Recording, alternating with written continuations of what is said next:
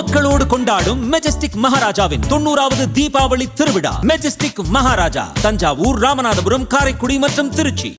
October 16 18 தேதிக்குள் வடகிழக்கு பருவமழை தொடங்கும் என வானிலை ஆய்வு மையத்தின் தென்மண்டல தலைவர் அமுதா தெரிவித்துள்ளார். அவருடன் நமது செய்தியாளர் வீரகுமார் நடத்திய கலந்துரையாடலை பார்க்கலாம். இந்த வடகிழக்கு பருவமழை எப்போது தொடங்கும் போது எந்த விதமான இதனுடைய தாக்கம் இருக்கும்?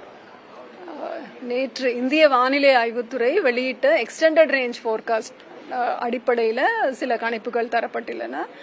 அதன்படி இந்திய பகுதிகளிலிருந்து தென்மேற்கு பருவமழை காலம் 16 18 அக்டோபர் காலகட்டத்திலே விலகுவதற்கான வாய்ப்பும், சைமல்டேனியஸா வடகிழக்கு பருவமழை காலம் சவுத் பெனின்சுலார் இந்தியாவில் துவங்குவதற்கான ஒரு கணிப்பு கொடுத்துருக்கோம். அதனால தேதி பீரியட்னு பார்த்தீங்கன்னா 16 to 18 அக்டோபர் இருக்கிறதுக்கான வாய்ப்பு இருக்கு.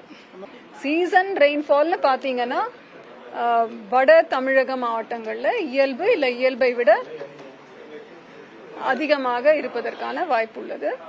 தென்கோடி தமிழக பகுதிகளில் பார்த்தீங்கன்னா இயல்பு அல்லது இயல்பை விட குறைவாக பதிவாகிறதுக்கான கணிப்புகள் சொல்லப்பட்டிருக்கு.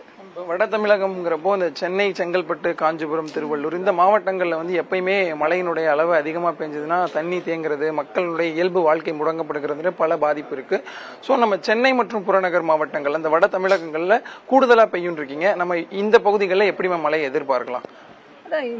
நம்ம ஃபோர்காஸ்ட் என்னவோ அது தவிர நமக்கு எல்லாருக்குமே தெரிஞ்ச ஒரு விஷயம் வடகிழக்கு பருவமழை அப்படின்னா சென்னை எல்லா இடத்துலயுமே மழை பெய்யும். அதற்கேற்ற முன்னேற்பாடுகள் நம்ம செஞ்சுக்கணும். ஒவ்வொரு குடிமகளாவுமே முன்னெச்சரிக்கை நடவடிக்கைகள் நம்ம எடுத்துதான் ஆகணும். டிராபிக் ஜாம், பிளாஷ் ஃபிளட்ஸ் அதெல்லாம் வர்றதுக்கான வாய்ப்பு அதிகம்தான்.